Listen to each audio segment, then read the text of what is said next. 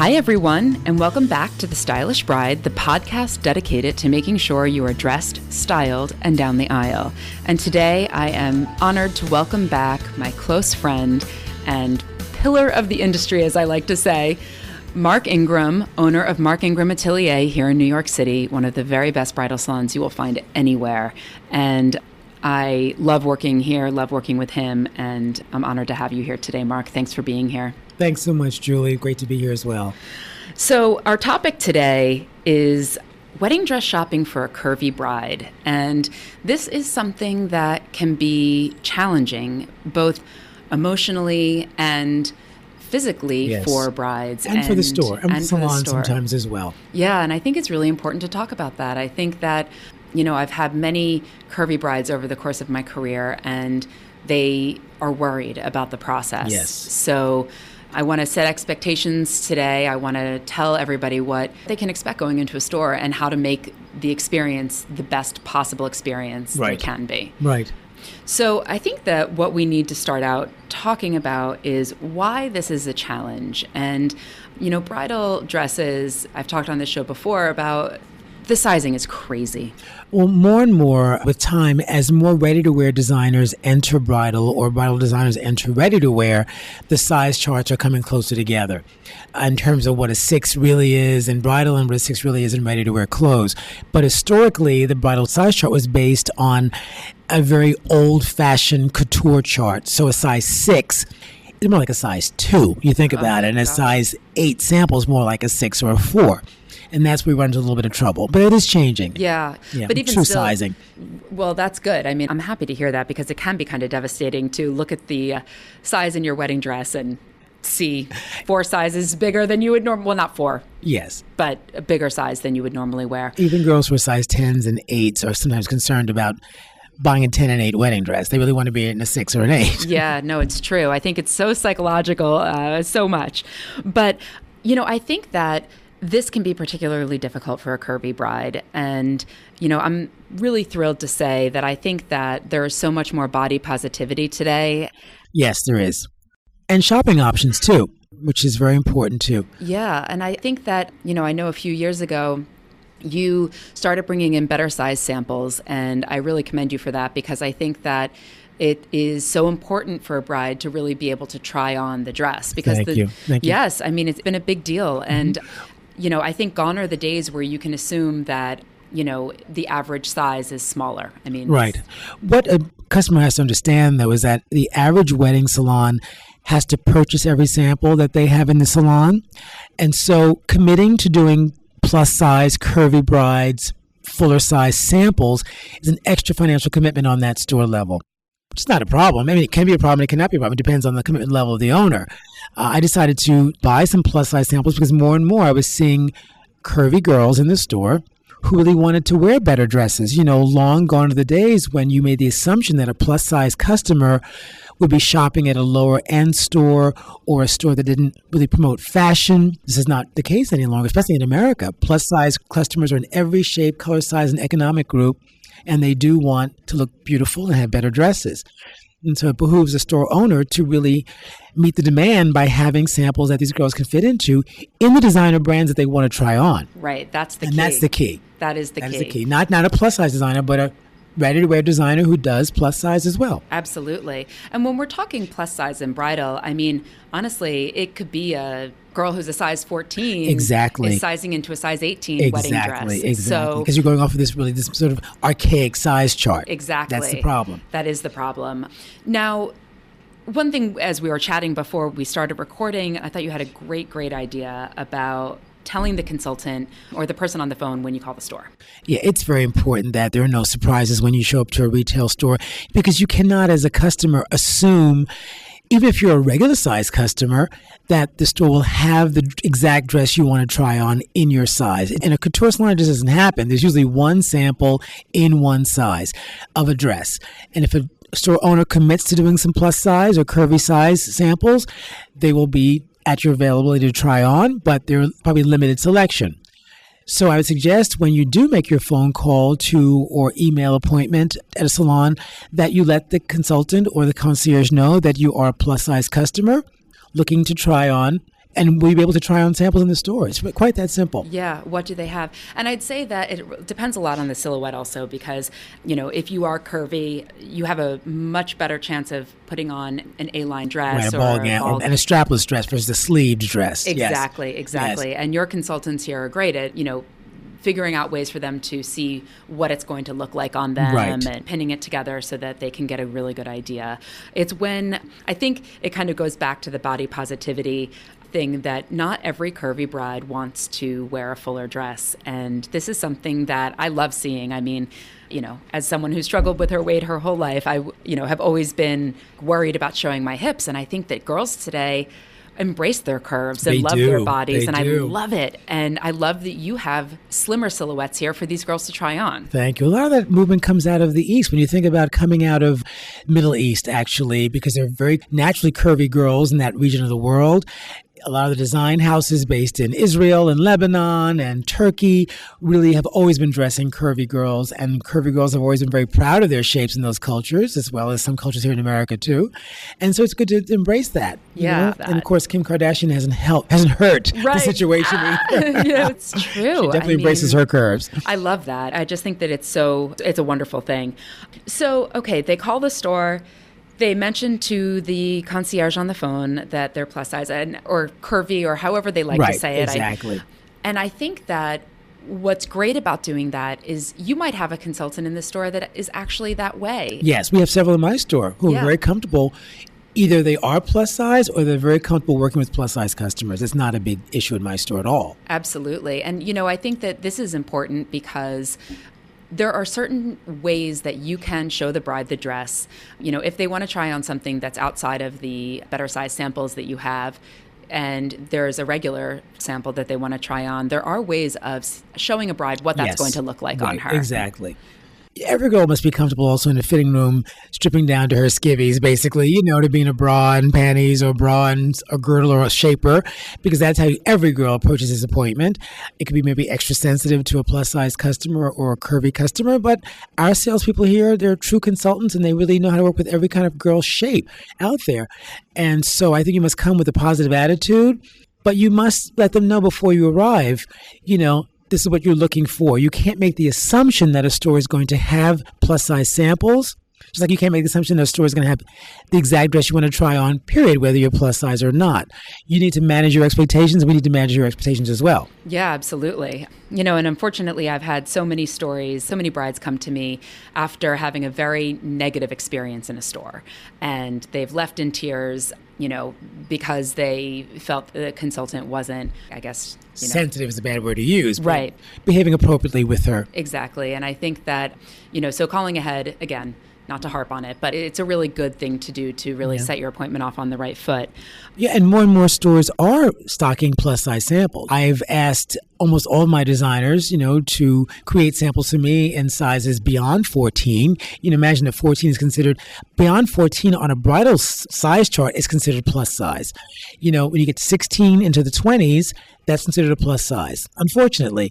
And it also sometimes involves, in 90% of the cases, an extra charge. We call it an up fee, an upcharge, because you are using more materials to make the dress than, say, you're making a size 2 or 4 or 6. I think designers price the dresses basically in a range of what is the average price point from a size 2 to a size 12 or 14.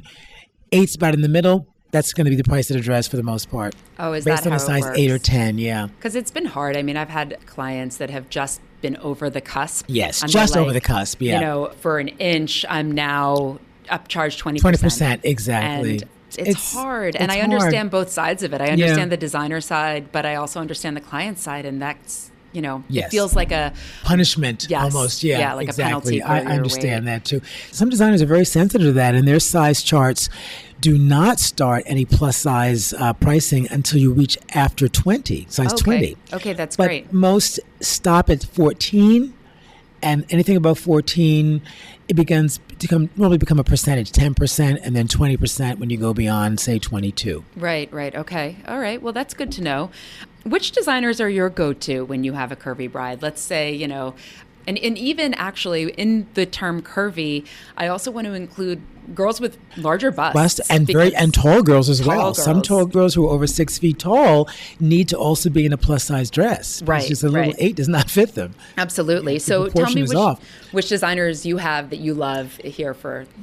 I'd say 90% of my designers here cater to a plus size customer. I have samples of plus size dresses from Monique Lullier, from Inbal Dror in Israel, from Carolina Herrera, from Leela Rose, from Marchesa, from international designer L'esposa di Gio and Peter Langner. So quite a few here in the store. So the girls can try something on at least. And Inez de Santo, quite a few. Yeah, some of my favorites. And I think girls just feel good about zipping something up. Absolutely. If you can zip something up, they feel the confidence just points go up, magnify completely. And I think it's actually great information also, being able to zip something up and learn about how you like a specific silhouette on your body will help you with dresses that you can't necessarily try on.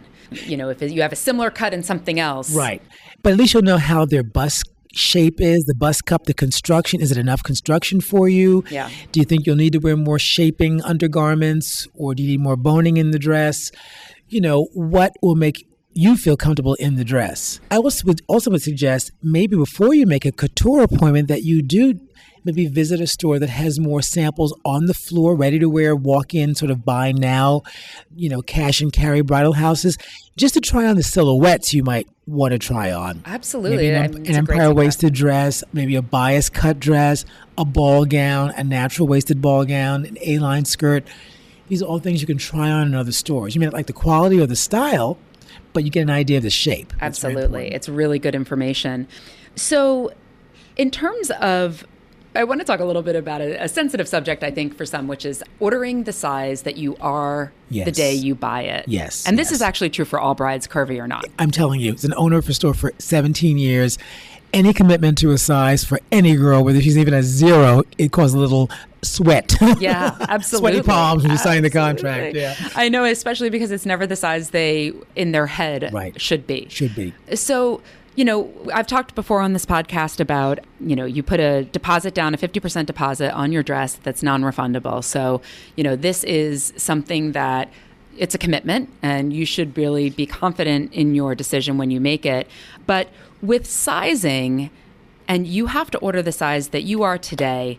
Well, actually, before I say my next thought, tell me why that is. So if a girl's like, I know I'm going to be a size 10 on my wedding day. Well, the problem is you can always take a dress in, but it's harder to let the dress out. You're better ordering a size that you feel comfortable in, or a size you feel that you could possibly really get down to realistically in a time frame, if you want to do that, and signing off on that with the designer in the store. But you can't really let some of these dresses out. So you're really best to order a size that you're in today. A lot of stores will allow you a grace period to actually change the size. If these are couture dresses, that means they're made to order. They're not factory cookie cutter dresses. They're not hanging in the back someplace. They are being made to you, for you. I think a fair amount of time would be maybe, if you're giving yourself enough time to order before your wedding, I'd say start the process 10 months, 8, 9, 10 months before your wedding. I think it's fair that maybe 6 weeks or 8 weeks after you purchase a dress, at the time of purchase, you allow the consultant to know that you're thinking of changing your weight or your shape or your size, and maybe making that commitment to coming back for a remeasure at that point. They can affect the order at the design phase at that point. 4 weeks before your wedding is a little too late to make that a monster change up or down. Right. And I've actually done this with clients that have had breast augmentations as well. So, or having a baby. Right. So it's not, it's really for all different things. If you know your body is going to be changing in some way, or if you've decided to change it, it's really important to communicate with your salon and let them know. Even for a certain workout. A certain workouts make your lats bigger, your arms bigger, more muscular, more toned, makes your back wider. So you must consider all these things in the kind of dress you're wearing, especially if you're wearing a dress with sleeves or across the back. You must keep the measurements at least your current size or slightly smaller than you're going to be. Absolutely, absolutely. And, we've talked about this before as well in the episode about first fittings, where it's critical that you're fighting weight, or the weight that you want to be for your wedding day, at the first fitting as much very as much possible. so, yes. Because we see girls who are chronically dieting after the first fitting. First fitting traditionally will start 2 to 3 months before your actual wedding. You need to have at least 2 or 3 fittings before your wedding. You need to have your actual shoe and your undergarment at your first fittings. Undergarment, premium importance, because we're starting with the bodice fitting first. The hem might come a later point, hem and bustle later point in the process, but at least have your true undergarment you're going to wear. But yes, by that first fitting point, we should have already known quite a few months in advance if your body has changed. Absolutely. And, I think that girls kind of hear this and they kind of don't. And I think that sometimes it's like, well, losing weight in their mind, if they're trying to, is a great thing. I know so many brides that go on these crazy wedding diets, which I am absolutely not advocating, because I'm a big believer in loving who you are, but right. I understand that you want to look your best, and, but the extreme is something that we see also, and that's right. Not great. But I think that, they don't understand that with the construction of a dress, like you said, you can take it in and it's hard to let out. Right. And that's true. But if you have to keep taking it in right. over and over and over again, it's also bad for the dress. Right. The integrity of the dress changes, the proportion changes, the seam lines change where they should be. The dress, depending on the fabric, can look overworked, and that's a big issue. The sheer chiffon, organza, or a satin, where every needle jab in the fabric creates an impression. You must be careful that the dress doesn't feel like it's been overworked by the dressmaker or the alterations person. Absolutely. And, your head of alterations here, Eva, is pretty awesome. Oh, she's amazing. Yes, she is. That is something that, it's just a fact. Right. Something we don't want to do. Right. We don't want to overwork a dress. We want the girl to feel beautiful in her dress and not be compulsive about losing weight. And I do find that more the smaller girls than the larger girls are the ones who are the most compulsive about being so super skinny for their weddings. It's mind-blowing, I know really. It really is. Yeah. I love when a full-size girl embraces her size. Yep. We've seen more and more of that over the years, and I'm so happy to see that. Yay. Really happy to see it. Thank you. I'm so glad to hear that. I am as well, and I find it really inspiring. And I think that, it kind of, to circle back on why you order the size that you are today, from a psychological perspective, I think it's so important to feel good when you buy the dress. Right. It's just a number. It means nothing to anybody. And, even the smallest girls cut out the number and the size of the dress because they don't want to see it. And I think that, if you can get yourself over that mental hurdle and understand that you need to own it, you need to feel great and love yourself, and you're going to look beautiful then. And It has nothing to do with the size on the dress. Right. I always say that a groom, I think, wants to recognize his bride coming down the aisle, not somebody 40 pounds lighter than she started out. I mean, you've been engaged, you're in love with this special person. Going out to dinner, who's marrying you. Yeah. They love you for who you are, not who you're going to be. Absolutely. So it's about feeling great. And one last thing, Julie, that if you decide that you really want to go down several sizes at the time of purchase, then you actually are. A store may ask you to sign off on it, so don't be surprised by that gesture. It's only to minimize their risk, because they are, laying out a financial commitment to the designer to make this dress in the size that you suggest or that you desire. And if the dress comes in and doesn't fit you based on what you said you'd be doing, unfortunately, the responsibility has to fall back on you as the bride, not the store. Absolutely. Yeah. I have had clients do that where they guarantee they will lose the weight. Yeah. So I think doing a weigh-in, remeasure, I think it's a great idea and something that brides should definitely consider, so that you make sure you're on track. If you're not, that's okay. It's okay. It's totally fine. But let's just make sure that the dress is going to come in and it's going to fit. Yeah. Just know we can also take a dress in probably as much as 2 sizes without really ruining the integrity of the dress. So know that that's almost, sometimes in a plus size, 2 sizes almost could be as much as 4 inches. It could be as much as, 3 inches, 4 inches that we're taking in a dress and still maintain the integrity of the dress and the design. Yeah, absolutely. I mean, I think that that's a great point too, because you don't want every bride who's going to lose 15 pounds calling you and saying, I want to remeasure. Exactly. We're talking about significant weight loss. Not a size. 50. Yeah, 3 sizes down. Yeah. Inches. We're talking about more like inches is more important than actual weight. Yeah, that's true. The inches would be anything more than, say, 3 or 4 inches. We really, any area of your body, bust, waist, or hip, you need to let us know. Yeah, absolutely.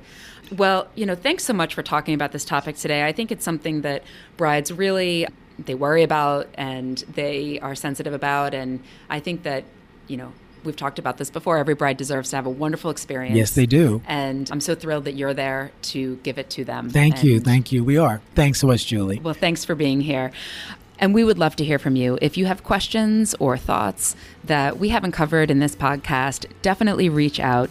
You can find me on Instagram. My handle is @TheStylishBride, and Mark's is @MarkIngramBride. And, we definitely want to hear from you. And if you've liked this podcast, please leave a little review wherever you get your podcasts from and pass it on to your friends that are engaged. And don't forget to subscribe so that you don't miss a tip for being dressed, styled, and down the aisle. Bye for now.